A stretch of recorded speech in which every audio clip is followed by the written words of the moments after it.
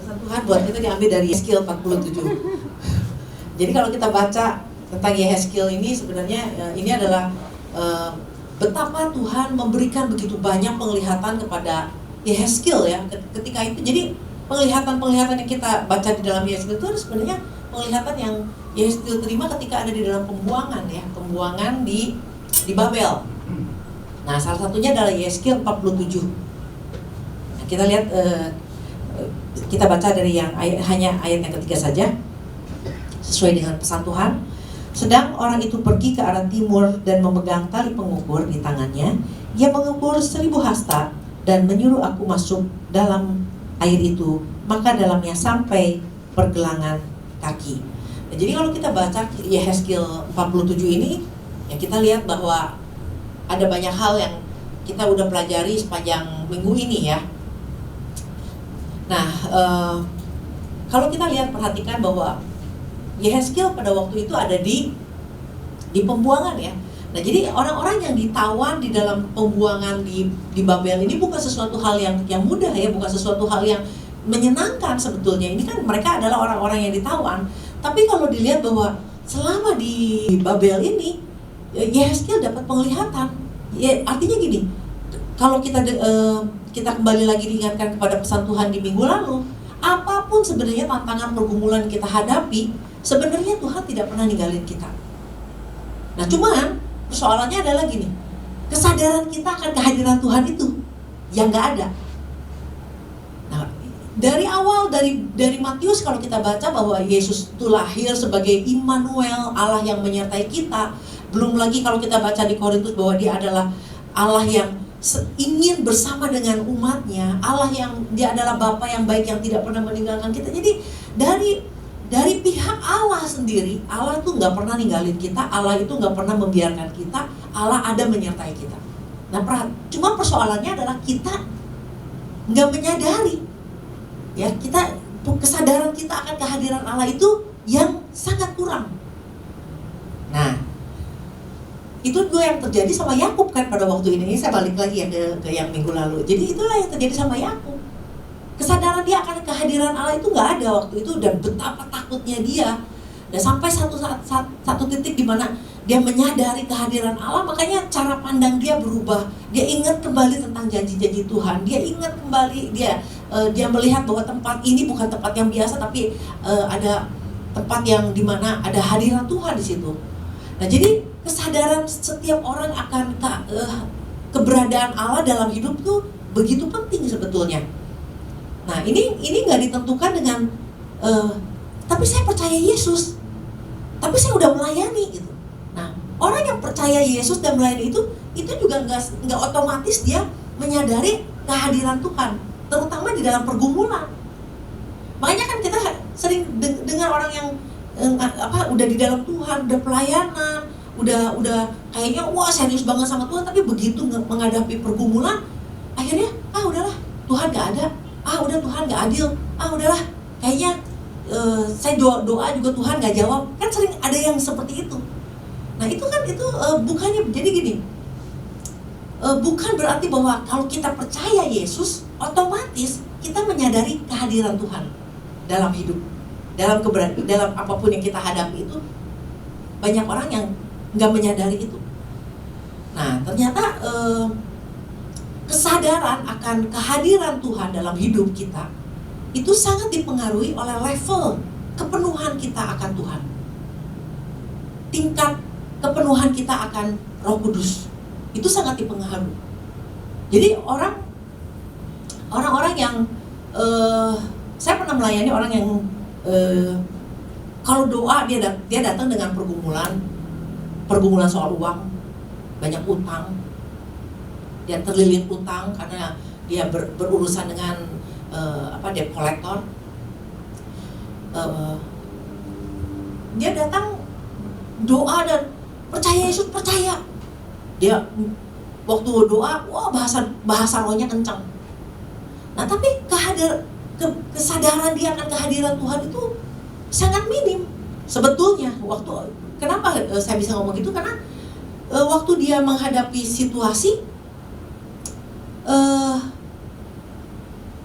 keputusasaan, dia merasa bahwa dia ditinggalkan Tuhan, terus kesadaran dia akan Tuhan yang begitu minim membuat dia sangat mudah untuk udahlah pakai cara gua.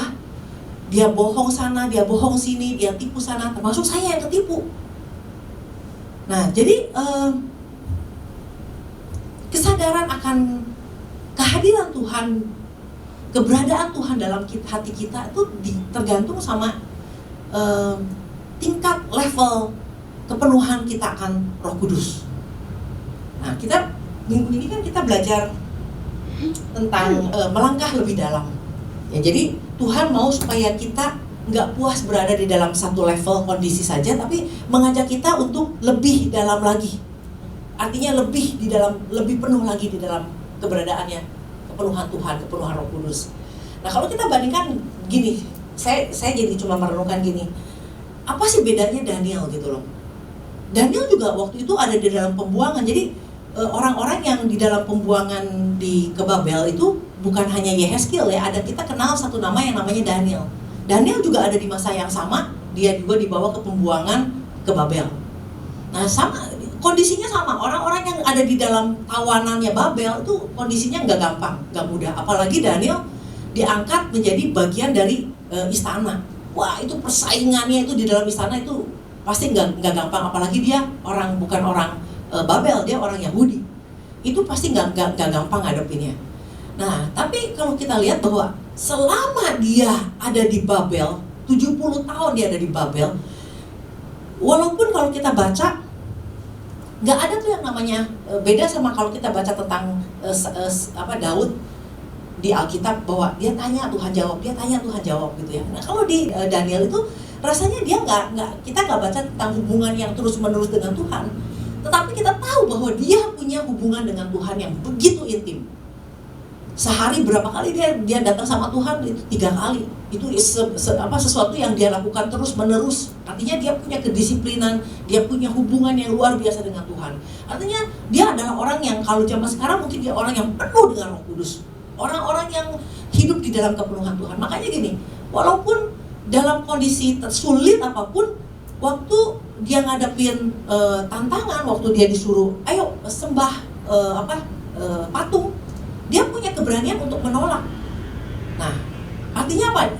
Orang yang benar-benar ada di level kepenuhan Tuhan itu nggak pernah mikirin diri sendiri, nggak ada rasa takut, betul-betul dia percaya penuh sama Tuhan. Segala sesuatu yang terjadi dia percaya betul, dan makanya waktu dia disuruh menyembah, dia bilang dia nggak mau nyembah. Dan gitu, lalu ada satu statement dia yang bilang gini, kalau sampai dia dimasukin ke singa atau apapun lah yang dia hadapi, dia bilang gini, kalau sampai Tuhan nggak tolong pun juga dia tetap nggak akan nyembah. Nah, ini bukan pernyataan orang yang nggak kenal Tuhan. Ini pernyataan orang yang penuh dengan Tuhan, penuh dengan Roh Kudus, penuh orang yang bergaul dengan Tuhan, sampai dia bilang kalau sampai Tuhan nggak tolong, gue juga tetap nggak akan. Dia tahu banget, dia yakin banget Tuhan pasti tolong dia. Kenapa? Dia punya hubungan dengan Tuhan. Nah, jadi termasuk juga Yusuf.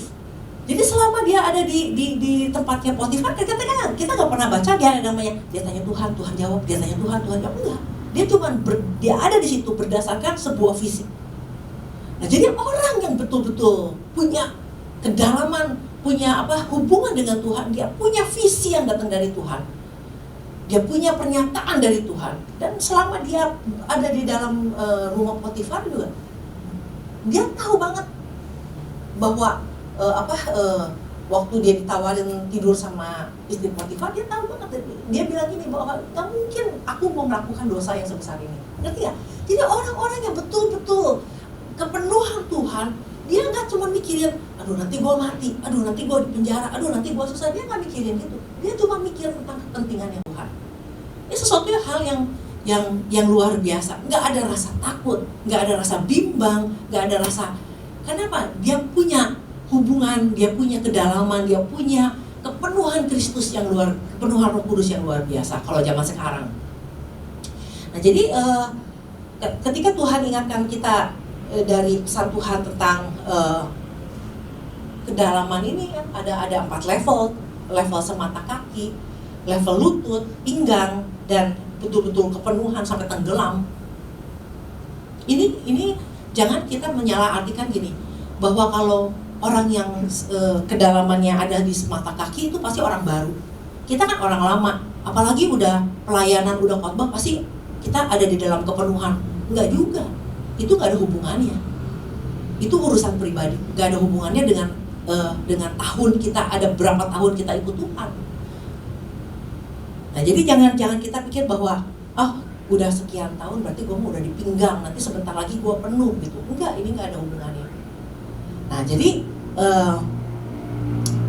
dari sini kita belajar bahwa saya sendiri belajar bahwa gini, sebenarnya dari 4 level ini saya bisa anggap begini, cuma ada dua jenis manusia, dua jenis anak-anak Tuhan, orang-orang percaya. Orang yang penuh dengan Roh Kudus sama orang yang nggak penuh Roh Kudus. Mau tinggal sedikit lagi kita nggak tahu, soalnya kita nggak pernah lihat ukurannya. Jadi jangan membayangkan kita ini kayak gelas diisi air. Tinggal sedikit lagi nih. Ini cuma sebuah gambaran. Nah, jadi soal kepenuhan ini dari kalau kita baca Yehezkiel ini kan ada yang namanya orang yang ukur. Jadi artinya ukuran itu semuanya ada di dalam Tuhan. Kita sendiri nggak tahu nih kepenuhannya ada di mana. Cuma kita tahu dari buahnya yang kita lakukan ini sebenarnya kita penuh apa enggak. Nah itu yang makanya tadi saya bilang bahwa waktu kita di hadapan dalam sebuah pergumulan, nah itu sangat jelas. Kita penuh sama Roh Kudus sama kita nggak penuh Roh Kudus itu jelas banget terlihat. Orang-orang yang penuh dengan Roh Kudus sadar akan keberadaan Tuhan. Walaupun mungkin pada saat itu Tuhan gak bicara, dia tahu banget Tuhan ada. Dia tahu benar, dia yakin banget. Dia bukan soal yakin, tapi memang dia bergaul sama Roh Kudus. Dia bergaul sama Tuhan. Nah, jadi soal masalah kepenuhan ini bukan cuma sekedar waktu menghadapi pergumulan aja ya. Tapi waktu gini, di dalam pelayanan pun juga sebenarnya Tuhan ingatkan kita, ayo dong, kalau kita tetap ada di sebuah level yang merasa gue udah bertahun-tahun ikut Tuhan, gue pasti udah penuh gitu ya. Nah Tuhan gak mau seperti itu. Tuhan mau kita cek lagi diri kita, betul gak kita ini ada di dalam kepenuhannya Tuhan? Lewat apa? Lewat ya kita tahu lah sebenarnya kalau kita mau jujur dari dari hubungan yang kita bangun sama Tuhan. Berapa banyak waktu yang kita pakai untuk kita ada di hadiratnya Tuhan. Sebenarnya itu ukuran yang kita yang bisa kita lihat. Jadi bukan gini, yang penting mah saya udah banyak doa kok. Kalau bilang ukurannya doa yang kayak agama-agama yang lain, rasanya semua agama juga doa. Waktu ngadepin masalah, mereka bilang mereka juga doa. Oh Tuhan tolong, oh Tuhan bantu saya, Tuhan bukakan jalan, Tuhan ini, Tuhan itu. Orang bisa berdoa berjam-jam untuk minta supaya ada pertolongan Tuhan. Itu semua agama sama. Nah tapi kalau Tuhan ingatkan kita tentang kepenuhan, ini artinya gini, nggak otomatis kita sudah bertahun-tahun kita penuh Roh Kudus. Artinya harus ada sebuah komitmen berapa banyak waktu yang kita mau pakai, kita pakai untuk kita datang di hadiratnya Tuhan. Jadi bukannya cuma sekedar waktu kemarin Komsel ditanya tentang masing-masing jawab tentang kondisi apa tuh yang namanya semata kaki, coba kasih dua indikasinya. Apa itu kepenuhan? Ada yang jawab kalau kepenuhan itu artinya udah baca Alkitab, rajin baca Alkitab, rajin doa. Orang-orang yang semata kaki juga orang-orang yang baru ikut Tuhan bisa rajin banget. Orang yang akhirnya yang saya kenal pernah masuk penjara, dia bilang dia udah 7 kali bolak-balik ngabisin Alkitab, tapi hidupnya akhirnya mati overdosis.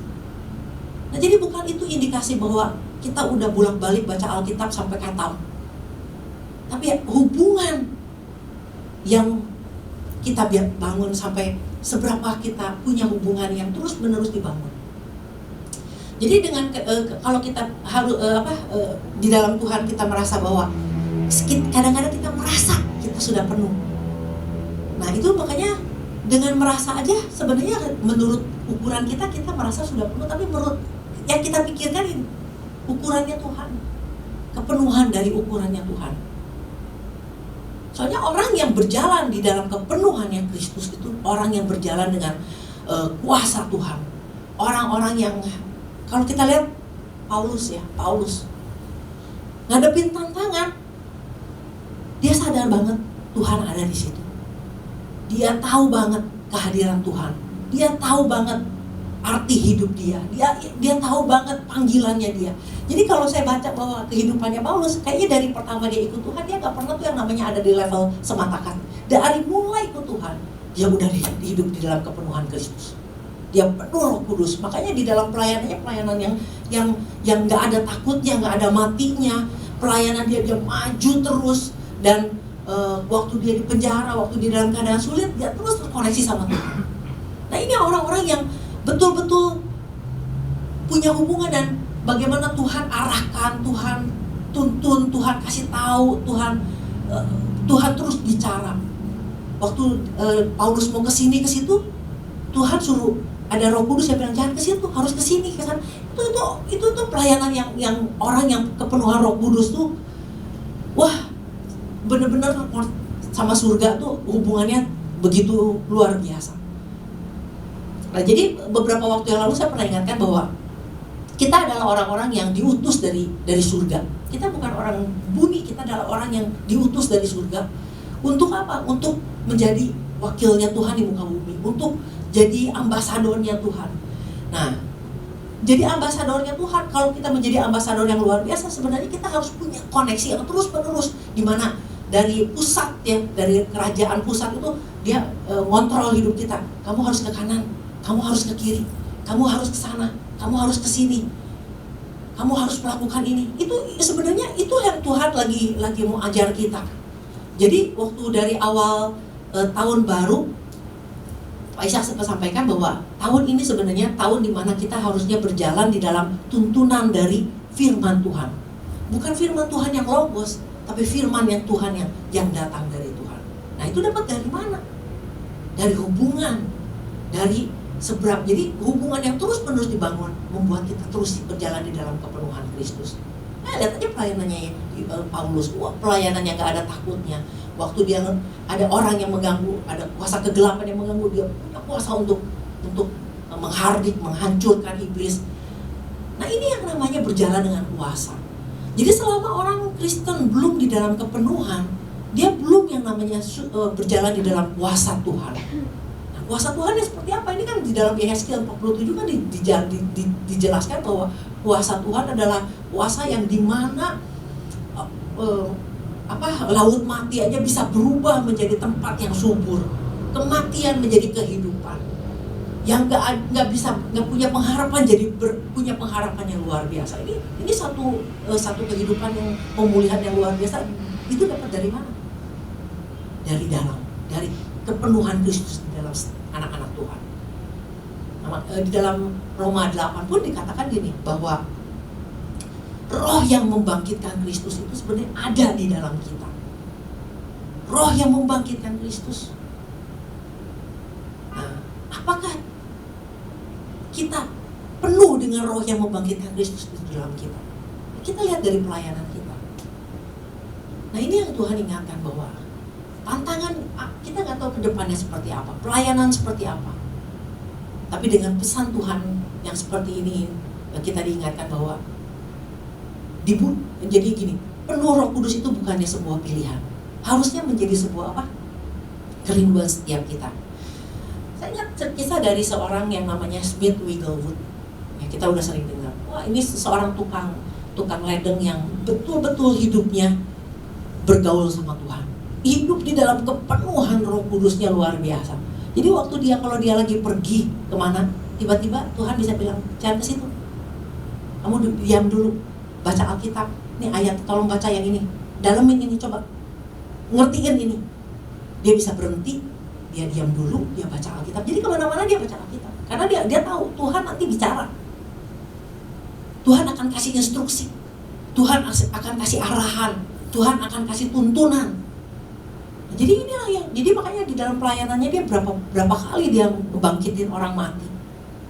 Nah, inilah kenapa Tuhan mau kita kepenuhan Roh Kudus, bukan supaya kita waktu kita bisnis kita bisa melakukan ini dan itu dan kita akhirnya menang tender dan kita akhirnya kaya raya. Sebenarnya kepenuhan Roh Kudus ini semuanya untuk kepentingan pekerjaannya Tuhan, kepentingan kerajaan Allah. Jadi makanya dengan waktu dia ketemu orang, dia bisa tahu orang ini kayak apa, karena Tuhan terus bicara, kasih tahu nih orang ini kayak gini, kasih tahu nih dia mesti begini. Wah, ini pelayanan yang luar biasa. Ini yang harusnya menjadi kerinduan kita.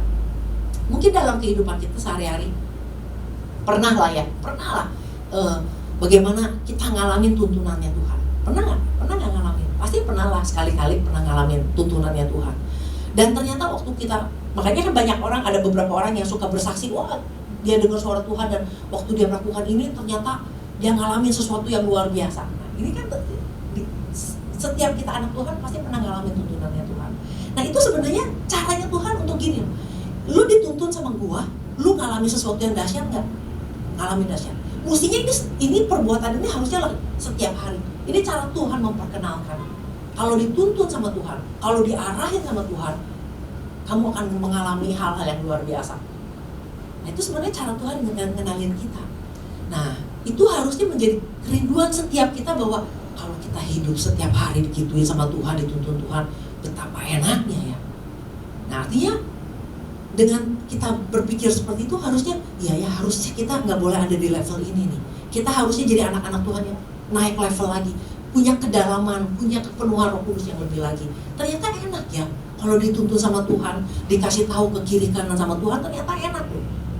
Nah, ini yang saya juga pernah ngalamin itu. Saya pernah ngalamin bahwa yang waktu saya disuruh untuk datang ke Bandung ketemu sama Pak Ishak, waktu itu belum di dalam Tuhan.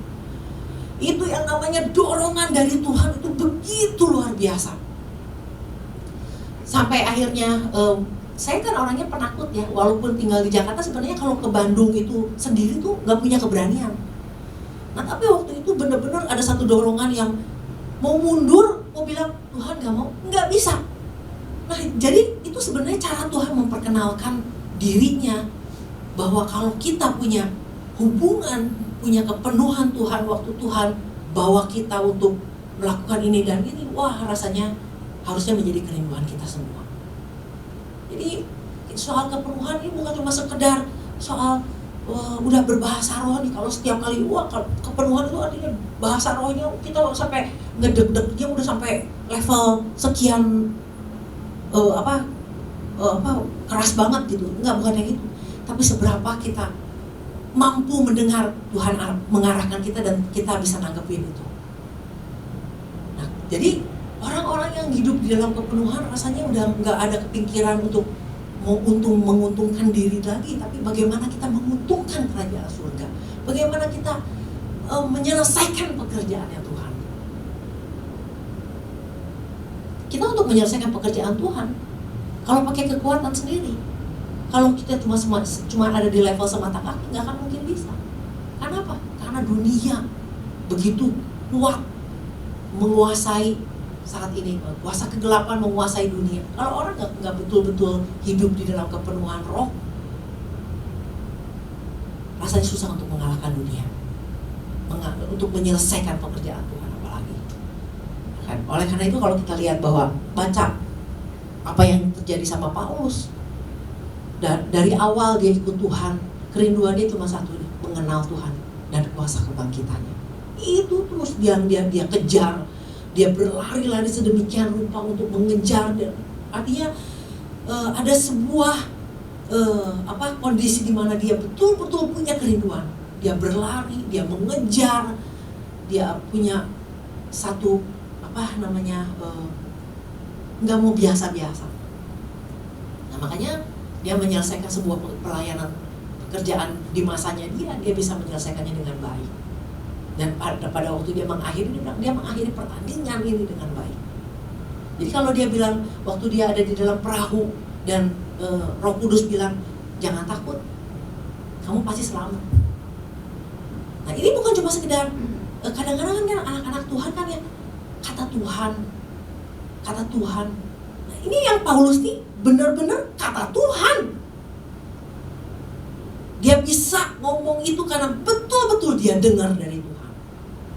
Nah, jadi kalau kehidupan kita sebagai anak-anak Tuhan cuma sedikit-sedikit kata Tuhan, Tuhan bicara, tapi enggak, itu akhirnya membodohi diri kita sendiri dan kerinduan untuk mau ngejar Tuhan, mau masuk lebih dalam lagi, mau kepenuhan Roh Kudus lagi, rasanya kerinduan itu gak ada.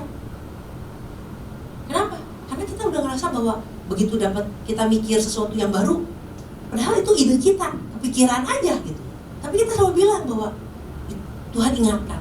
Padahal kita ngingat sendiri, kebenaran ingat. Jadi perkataan, statement-statement yang kita buat jangan sampai akhirnya membuat kita malas untuk udahlah, toh kita nggak terlalu dalam-dalam banget juga.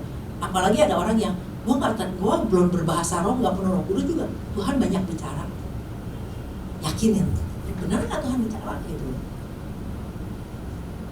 Nah, jadi bahasa-bahasa, statement-statement agamawi yang sering dinyatakan itu jangan akhirnya membuat kita nggak perlu datang sama Tuhan, nggak perlu kepenuhan.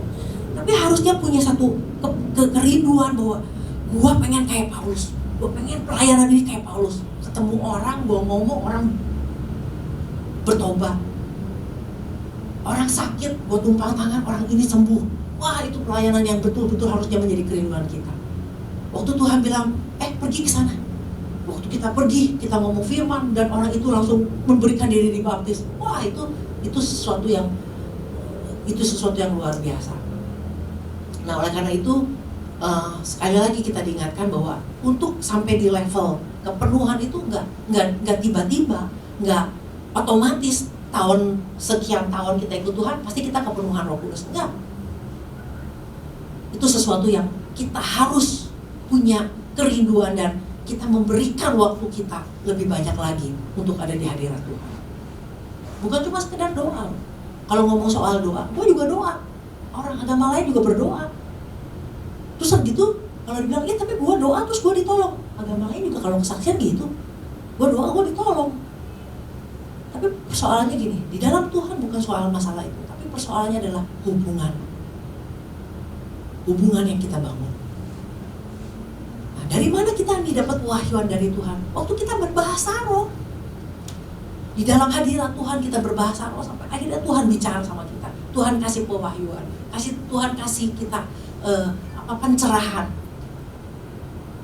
Saya ingat waktu satu hari, jadi gini, kita baca Alkitab pun juga gini. Kita butuh Roh Kudus yang memberikan pencerahan buat kita. Kalau kita baca Alkitab dari tahun ke tahun kita nggak memberikan Roh Kudus, nggak penuh Roh Kudus. Kita baca Alkitab dari tahun ke tahun gitu aja.